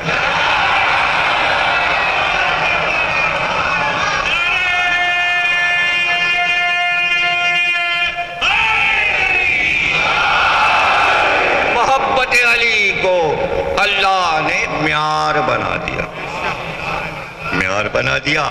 تو اب ظاہر ہے کہ ماں نے جب دیکھا کہ رسیاں ٹوٹ جاتی ہیں, ریشم کی ڈوریاں, تو ایک دن آئی تو دیکھا ڈوریاں ٹوٹی پڑی تھیں. تو ایک دفعہ گود میں اٹھایا, کہنے کہ تو تو حیدر ہے, تو تو حیدر ہے. یعنی شیر کی طرح تو کروٹیں جھولے میں لیتا ہے. اس دن سے مشہور ہو گیا کہ فاطمہ بنت اسد اپنے بیٹے کو حیدر کہتی ہیں. حیدر کہتی ہیں, مشہور ہو گیا. علی کو بھی نام پسند آ گیا, کبھی نہیں استعمال کیا. خیبر میں کہا میری ماں نے میرا نام حیدر رکھا. بس یہ سنتے ہی مرب واپس. علی کو معلوم تھا یہ ابھی واپس چلا جائے گا. کچھ دور بڑھا کہ بڑے میاں آ گئے.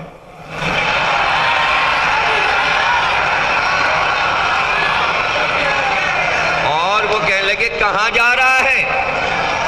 کہا ارے بھائی کیا کروں, جوانی میں عین جوانی میں خواب دیکھا تھا کہ شیر نے مجھ پہ حملہ کیا اور میرا سینہ پھاڑ دیا. تو میں نے اپنی ماں کو خواب سنایا کہ میں نے رات کو خواب دیکھا کہ شیر نے میرا سینہ پھاڑ دیا. تو میری ماں جو کہ سحر جانتی تھی, جادو جانتی تھی, کاہنہ تھی, ستاروں کی چال جانتی تھی, بڑا عبور تھا اس کو ستاروں پر. اس نے کہا بیٹا سب سے لڑنا, جس کا نام حیدر ہے اس سے لڑایا.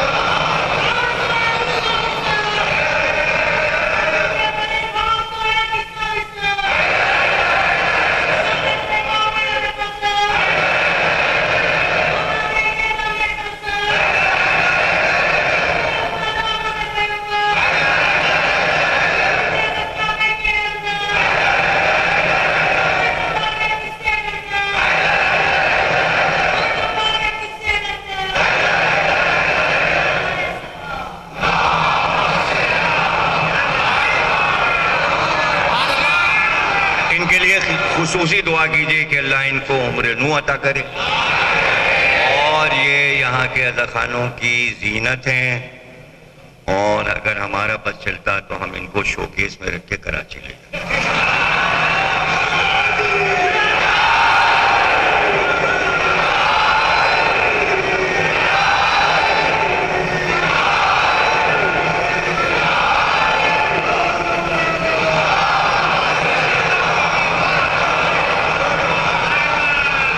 ہوتا ہے کہ بھائی کتاب لکھی، بڑی محنت کی، اب دل چاہتا ہے کہ یہ کتاب لکھ لی ہے، کس کے نام کریں؟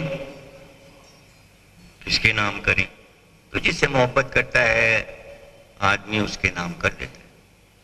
اب ظاہر ہے میں نے پہلی کتاب لکھی، سوچتا رہا بھائی یہ کتاب انتصاب کس کے نام کریں، سوچا بھائی ہماری اماں نے ہمیں پہلی بار لکھنا سکھایا، پڑھنا سکھایا، تو ان کا احسان پہلے ہے، پھر ابا کے نام کوئی کتاب کر دیں گے، پھر دادا کے نام کر دیا، پھر دادی کے نام، بزرگوں کے نام، پہلی کتاب ماں کے نام، ان سے ہم نے بولنا سیکھا، لکھنا سیکھا، کچھ سمجھے؟ انتصاب ہیں؟ 4 لڑائیاں علی لڑ چکے تھے، بدر، احد، خندق، خیبر، جہاد کی کتاب پوری ہو گئی تھی، 4 چیپٹر تھے۔ خیبر میں علی نے کہا یہ کتاب جہاد کس کے نام منسوب کروں، پہلے صفحے پہ کیا لکھوں؟ کہا یہ کتاب میری ماں فاطمہ بنت اسد کے نام ہے۔ پوری لڑائی خیبر کی ماں کے نام لکھ دی علی نے۔ انیس نے دیکھا کہ اسی علی کا بیٹا اور فاطمہ بنت اسد کا پوتا عباس لڑنے آ رہا ہے، پوتا ہے لڑائی بچڑا بنت اسد کا۔ ایک لفظ کی تشریح انیس کی ہے، اگر سارے لفظوں کی تشریح کروں تو اشرا ہو جائے۔ یہ ہے میر انیس کہ فاطمہ بنت اسد کا ذکر عباس کے ذکر میں کہیں نہیں ملے گا آپ کو کہ کسی شاعر نے عباس کے ذکر میں دادی کا ذکر کیا۔ یہ ہے شان اس گھرانے کی۔ تو عباس کا شجرہ وہی شجرہ ہے جو امام حسین کا شجرہ ہے، صرف یہ کہ ماں جو ہیں اور نانا جو ہیں وہ عظیم ترین ہیں دنیا کے، وہ کسی کو نہیں مل سکتے۔ حسین جیسی ماں کسی کی نہیں ہو سکتی، حسین جیسا نانا کسی کا نہیں ہو سکتا، لیکن اس میں کیا کریں گے؟ جو حسین کا باپ ہے وہ عباس کا باپ ہے، جو حسین کا دادا ہے وہ عباس کا دادا ہے، جو حسین کا پردادا ہے وہ عباس کا پردادا ہے۔ تو اب ظاہر ہے کہ عباس کی ماں اور عباس کے نانا ایسے نہیں ہو سکتے جیسے حسین کے، اور عباس کبھی برابری کا دعویٰ بھی نہیں کرتے۔ تو بی بی کو، جناب سیدہ کو عباس سے اتنی محبت ہے کہ جو دنیا پکارے کہ ام البنین کا بیٹا تھا، اس لیے آواز دی عباس میرا بیٹا۔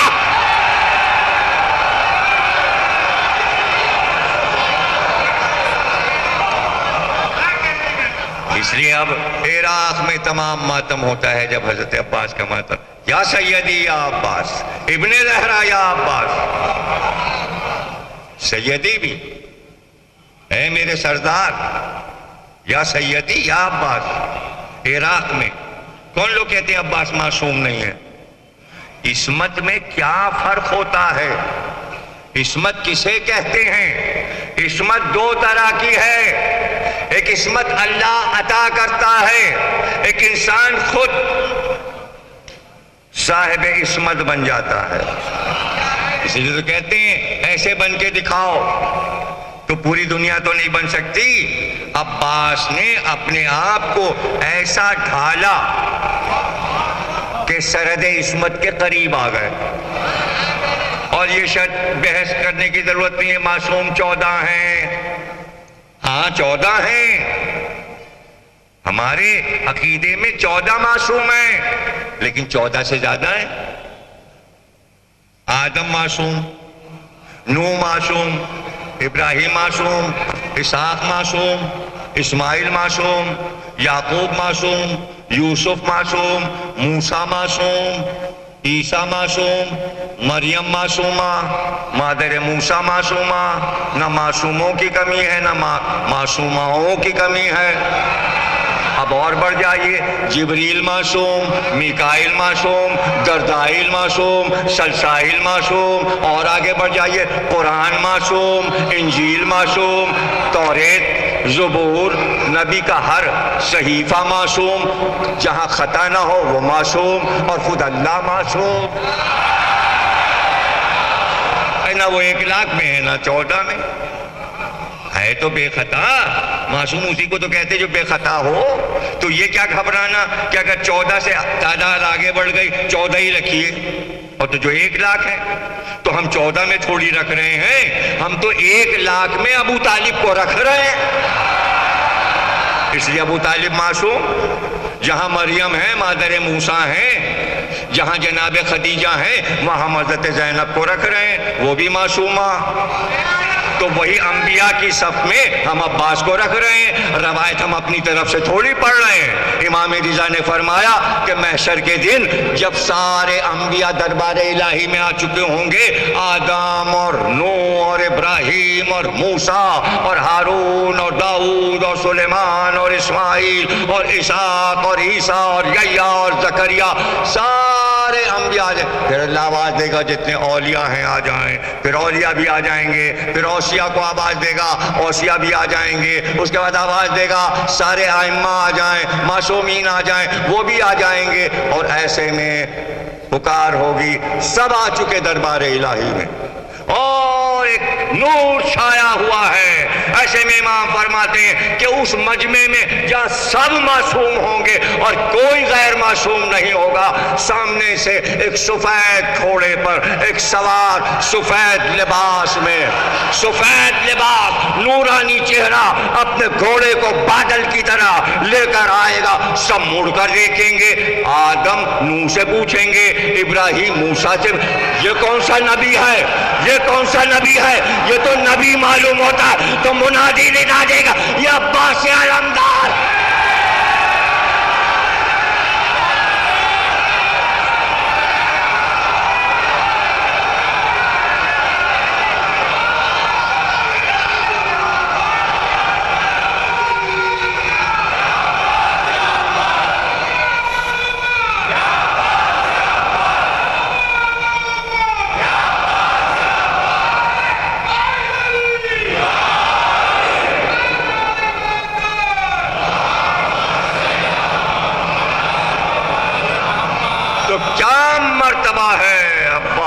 علمدار ایک خطاب حضرت عباس کا ایسا ہے جو کسی کو نہیں ملا۔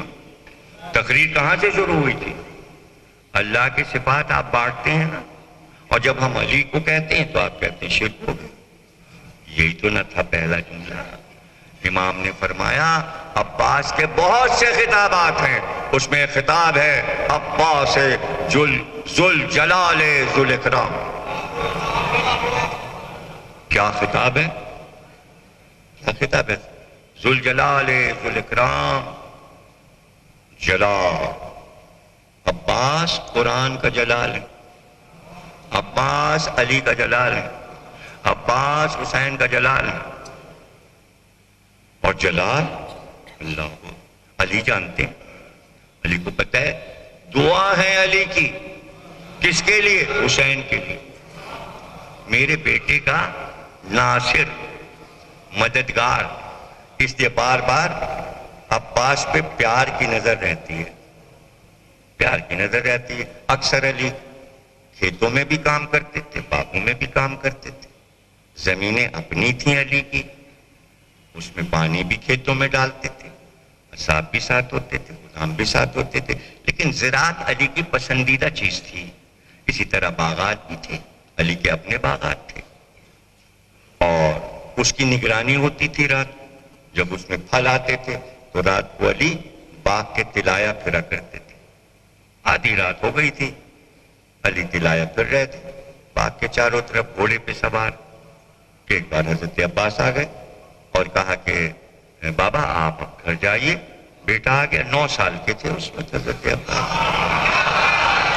آ گئے اور کہا آپ گھر تشریف لے جائیے، شہزادیاں بھی بلاتی ہیں اور مادر گرامی بھی، آپ نے کھانا نہیں کھایا، آدھی رات ہو گئی، اب آپ کی جگہ میں پہرا دوں گا اس بار۔ مولا نے کہا اچھا قریب آؤ۔ حضرت کے پاس آئے، آپ نے نقاب کا شملہ لے کے اور منہ پر باندھ کے نقاب بنا دیا، آنکھیں ہیں، چہرہ بند ہے، اور کہا یہ تلوار لو اور پہرا دو، اور مولا نے چلے۔ لیکن چلتے چلتے کا عباس خیال رکھنا کسی کو باغ میں جانے نہ دینا۔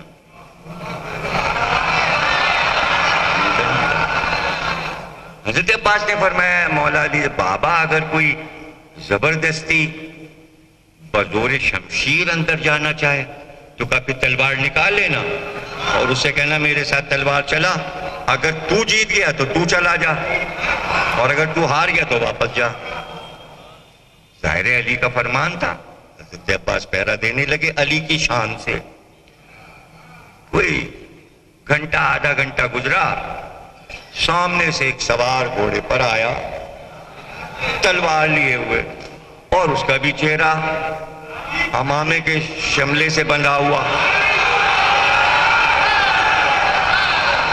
اور سیدھے اس نے آتے ہی باغ کے دروازے کا رخ کیا۔ حضرت عباس آگے بڑھے اور للکار کے کہا خبردار باغ میں نہیں جانا۔ اس نے سنا ہی نہیں، وہ باغ کی طرف بڑھتا رہا۔ آپ نے اپنا گھوڑا اس کے گھوڑے کے آگے ترچھا کیا اور راستہ روکا اور کہا اگر تجھے خواہش ہے باغ میں جانے کی تو تلوار نکال، مجھ سے تلوار چلا، اگر تو جیت جائے مجھے زیر کر لے تو باغ میں چلا جا۔ اس نے بھی تلوار کھینچی، عباس نے بھی تلوار کھینچی، ادھر سے بھی ایک بار ادھر سے بھی ایک بار، تلوار سے تلوار ٹکرانے لگی، اور کبھی گھوڑا یہ کاوا کھاتا ہے، کبھی وہ گھوڑا کاوا کھاتا ہے، کبھی ادھر سے باہر کبھی ادھر سے باہر۔ بھئی کافی دیر ہو گئی، 3 ساڑھے 3 بج گئے۔ ٹائم وغیرہ تو میں آپ کو سمجھانے کے لیے بتا رہا ہوں عرب کے ٹائم کے مطابق۔ یہ وہ وقت تھا عرب میں کہ جو لوگ میدان جنگ میں جاتے تھے ڈیوٹی پر، یہ سب سمجھانے کے لیے، ڈیوٹی پہ جو جاتے تھے تو وہ رات کو اٹھ جاتے تھے 3 بجے۔ اس کی وجہ کیا تھی کہ تنور جو تھے جس میں روٹی لگتی ہے وہ بازار میں ہوتے تھے، اور گھر کی عورتیں آٹا گوندھ کر برتن میں رکھ کر وہاں جاتی تھی اور روٹی لگوا کر خواتین تنور سے آتی تھی، تاکہ جیسے ہی صبح کی نماز کے بعد شوہر گھر میں آئے تو روٹی کھائے، گھوڑے پہ بیٹھے اور میدان جنگ میں چلا جائے۔ یہ عرب کا دستور تھا۔ اب وہاں کی عورتیں آٹے گوندھ کے لے کر برتن میں تنور جانے والی ہیں، تو سب سے پہلے جو عورت اپنے گھر سے نکلی اس وقت پر کہ اس کا شوہر تیار ہو رہا تھا کہ تو روٹیاں پکوا کے لا، اور وہ زرہ بختر اور تلوار اور سارا سامان نکال کے رکھ چکا تھا کہ یہ جب روٹیاں لے کے آ جائے گی کھانا کھا کے میں گھوڑے پہ بیٹھوں گا، ہتھیار لگاؤں گا اور چلا جاؤں گا۔ وہ گئی آٹا لے کے، اسی راستے سے جو گزری تنور جانے کے لیے، اس نے دیکھا اندھیرے میں 2 سوار لڑ رہے ہیں اور تلوار چلا رہے ہیں۔ وہ کھڑے ہو کے وہ بھول گئی کیسا آٹا، کہاں کا تنور، کہاں کی روٹی۔ اس نے زندگی میں کبھی تلوار کی لڑائی نہیں دیکھی تھی، اور دیکھی تو ایسی لڑائی۔ اب وہ کھڑے ہو کے غور سے دیکھنے لگی اور بار بار دیکھتی ہے کہ یہ بھی برابر سے تلوار چلا رہا ہے سوار، اور وہ بھی برابر سے چلا رہا ہے۔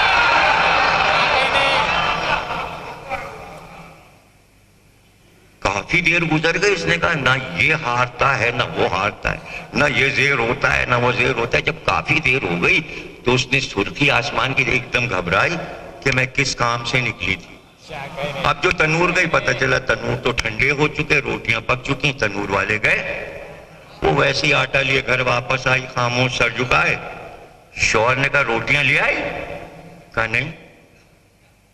اس کو تو غصہ آ گیا، بھوکھا تھا وہ، اس کو تو کھا کے جانا تھا۔ غصے میں اس نے تلوار اٹھائی، کہا میں تیرا سر قلم کر دوں گا، تو گئی کس کام سے تھی اور روٹی لگوا کے نہیں لائی؟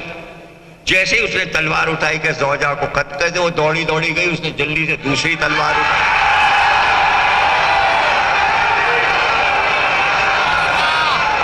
شوہر نے وار کیا، اس نے وار کو روکا۔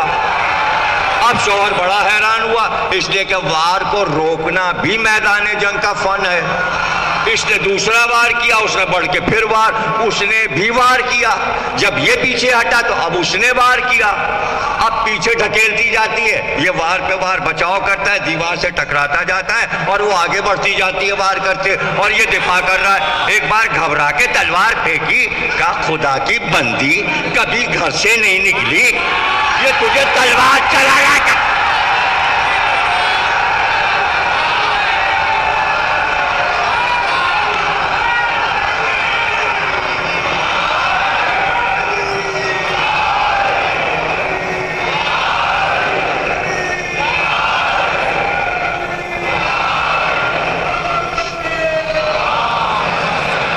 اس نے بھی تلوار پھینک دی، جب شوہر نے پھینکی تو اس نے بھی پھینک دی۔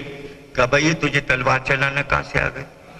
اس نے کہا مجھے کب چلانا آتی تھی تلوار؟ وہ تو میں ابھی روٹیاں لگوانے تنور گئی تھی، وہ باغ کے پاس میں نے دیکھا دو جوان لڑ رہے تھے، وہ ایسی لڑائی لڑ رہے تھے، ایک ایک وار میری نگاہوں میں بچ گیا کہ تلوار چلاتے کیسے ہیں، وار کو روکتے کیسے۔ قدرتی طور پہ میرا ہاتھ تلوار کی طرف بڑھا، اب میں وہی کر رہی تھی جو ابھی دیکھ کر آئی ہوں۔ شوہر نے کہا ایسے معجزاتی وار کہاں ہوتے، میں بھی تو دیکھوں۔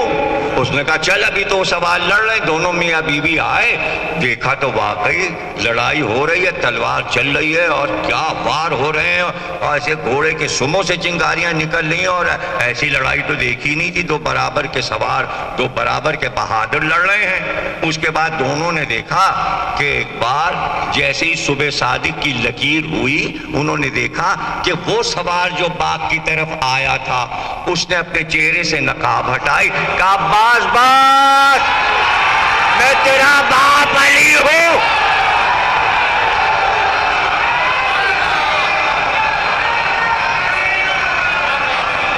اور ایک بار بیٹے کو گلے سے لگا لیا، کہا باش میں اس لیے واپس گیا تھا اور پھر واپس آیا کہ میرا عباس کربلا میں تلوار چلائے گا تو کس شان کی چلائے گا۔ آج مجھے اطمینان ہو گیا، میرے لال تم پر اعتماد ہے، جب تک تم رہو گے کوئی حسین پہ وار نہیں کر سکتا۔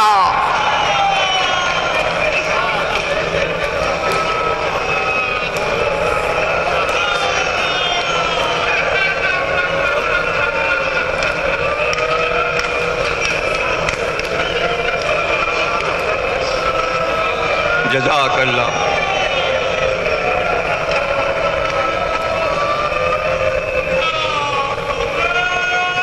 یہ جملے مورخ اگر لکھ دے، میں ان جملوں کو ہلکا نہیں سمجھتا کہ مقتل نگار یہ کہے جب تک عباس زندہ رہے حسین کے جسم پر ایک بھی زخم نہیں آیا، حسین کو ایک بھی تیر نہیں لگا، حسین کو تلوار کا کوئی زخم نہیں آیا۔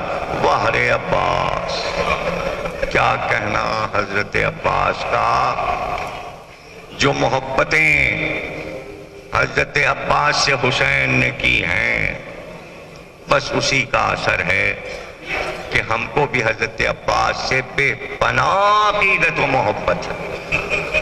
دو بھائی کے دو روزے، چین نہیں پڑتا ظاہر کا، کبھی ادھر جاتا ہے، کبھی حسین کے پاس ہے، کبھی عباس۔ یہ تو قدرت نے انتظام کیا کہ بھائی دونوں آمنے سامنے ہیں۔ اور ایک بات اور آپ کو بتا دوں، مجھ پہ تو بیتی ہے، مجھے نہیں معلوم کون کون کربلا گیا ہے، جب بھی میں حسین کے روزے سے نکل کے عباس کے روزے کی طرف جانے لگا تو بار بار مڑ مڑ کے حسین کے روزے کو دیکھتا تھا، اور جب عباس کے روزے سے نکل کے حسین کے روزے پہ جاتا تو مڑ کے عباس کے، بس یہ دیکھتا تھا فاصلہ کتنا ہے، ابھی تو واپس آئیں گے نا۔ فیصلہ کرنا مشکل ہے، کتنی دیر یہاں بیٹھیں اور کتنی دیر وہاں بیٹھیں۔ یہ محبتیں سب اپنی جگہ، لیکن میں کیا بتاؤں آپ کو، چونکہ فرمائش ہے اس کی تقریر یہاں پر ختم کر رہا ہوں کہ سکینہ سے عباس کو کیا محبت، اور آپ حیران ہوں گے جس دن جناب سکینہ کا ظہور دنیا میں ہوا، 24 ذی الحج کو ماں کی آغوش ام رباب کی گود میں سکینہ آئی، کہتے ہیں سب سے پہلے بچی کو جب حسین نے گود میں لیا تو آواز دی میرے عباس کو بلاؤ۔ حضرت عباس آئے تو کہا عباس ذرا بھتیجی کو گود میں لے لو۔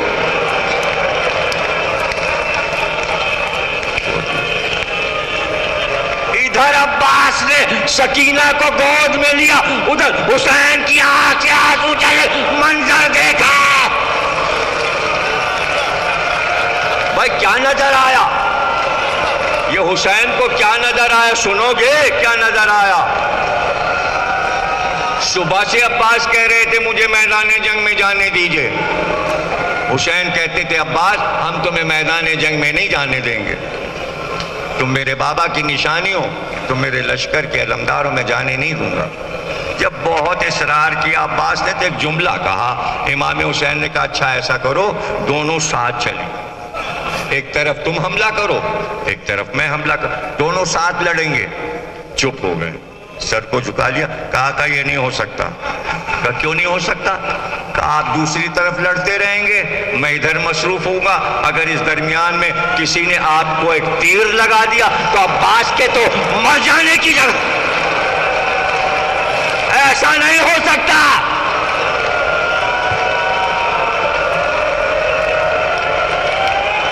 بس دو چار لفظ ادا کرنے، آپ جیسے عزادار کافی ہیں، چند جملے، قدیم عزاداری کے بانی ہیں آپ لوگ، عزاداری کو ایک رونق عطا کی ہے آپ، پورے ورلڈ میں حیدرآباد کی عزاداری ایک زندہ تصور ہے، کیا ہے حیدرآباد کی عزاداری، اور جہاں جہاں امریکہ لندن جہاں جہاں حیدرآباد کے لوگ پہنچے وہی رنگ بنا دیا عزاداری، لندن میں امریکہ میں جہاں جہاں میں نے ملا حیدرآباد کے لوگوں سے، اسی طرح یہی علم کا نقشہ، یہی سوچخانی جو یہاں ہوتی ہے، اسی طرح مجلس، اسی طرح سننا، یہی عقیدت، یہی فضائل، یہی مصائب۔ تو آپ کو کوئی بتانا نہیں ہے، آپ کو کوئی رموز نہیں بتانے۔ ابھی میں نے جملہ کہا کہ گود میں دے کر بھتیجی کو چچا کی گود میں دے دیا، حسین کو کوئی منظر نظر آیا، وہ منظر کیا تھا وہ دیکھ لیجئے، جو حسین نے سکینہ کی پیدائش پہ کربلا کا منظر دیکھ لیا تھا، وہ منظر دکھانا چاہتا ہوں۔ ایک بار عباس نے دیکھا اجازت نہیں ملتی، سر کو جھکائے ہوئے خیمے میں داخل ہوئے، اندر گئے، آواز دی زوجہ کو میری سکینہ کہاں، میری بچی سکینہ کہاں ہے، میری بیٹی سکینہ کہاں؟ ایک جواب آیا، پیاس سے نڈھال ہے، اٹھ نہیں سکتی۔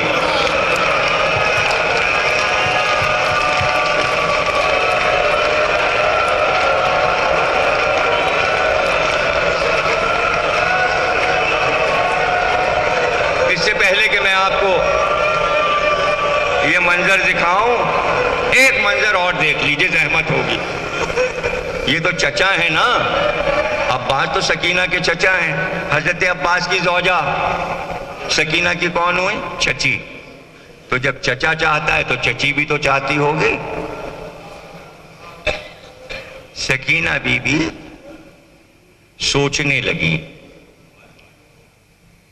پانی نہیں ہے، خیموں میں پانی نہیں، میرے چچا عباس علمدار ہیں، شاید ان کے خیمے میں چچی کے پاس کچھ پانی بچا ہو۔ چلو چچی سے پانی مانگ لیں گے. بہت روئیں گے آپ. بھائی اس وقت خیمے میں سکینہ داخل ہوئی جب سکینہ کی چچی نماز ختم کر کے سلام پھیرنے جا رہی تھی. جیسے ہی احساس ہوا کہ سکینہ خیمے میں داخل ہوئی ہے، عباس کی زوجہ نے نماز کو آگے بڑھا دیا. پھر اس کے بعد پھر سورہ پڑھا، پھر قیام کیا، پھر بیٹھی، پھر سجدہ کیا. نماز پہ نماز بڑھاتی گئی اور سوچ رہی تھی نماز میں جیسے ہی نماز ختم کروں گی سکینہ پوچھے گی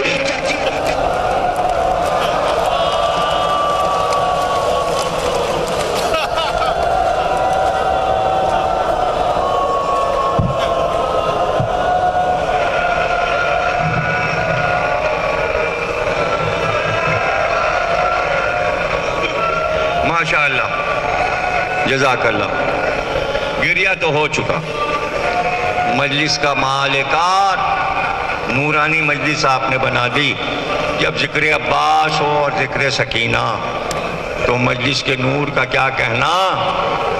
تو یہ بھی سن لیا آپ نے کہ چچی سے سوال آب نہ کر سکیں اور جواب ملا نہ ڈھال ہیں پیاس سے. دوڑ کر گئے، سکینہ کو گود میں اٹھایا. سکینہ کو حضرت عباس نے گود میں اٹھایا، گود میں لیا. کہا بیٹا کیا حال ہے؟ کہا چچا اب تو دم لبوں پر ہے. ہم تو سمجھ رہے تھے کہ آپ کو علم ملا ہے تو آپ پہلے اس کے انعام میں ہمیں پانی پلائیں گے. صبح سے یہ وقت ہو گیا آپ کو علم ملے ہوئے. کہا سکینہ گھبراؤ نا، ہاں علم تو مجھے ملا ہے، وعدہ میرا ہے، پانی میں لاؤں گا، پانی میں لاؤں گا. لاؤ اپنی مشق لاؤ. سکینہ مشق لائی، علم کو جھکایا، کہا اس میں مشق باندھ دو. مشق باندھی، علم لیا. اب سکینہ سے کہا میری گود میں آؤ. بھئی منظر دیکھ رہے ہیں آپ. سکینہ کو گود میں لیا، ہاتھ میں علم. خیمے کا پردہ ہٹا کر عباس باہر آئے. حسین نے دیکھا کہ عباس تنہا نہیں آ رہے، سکینہ گود میں ہے. تقریر کا آخری جملہ، ایک بار حسین نے عباس سے کچھ نہیں کہا، عباس کی طرف نہیں دیکھا. ایک بار سکینہ کو پکارا کہ سکینہ تمہارا ارادہ سمجھ گیا. اگر تم نے چچا کو بھیج دیا تو اب چچا نہیں ملے گا. سکینہ اب نہ پاؤ گی. وہی ہوا کہ شام غریبہ میں جب دل چلے تو پکارا چچا پاس آئیے.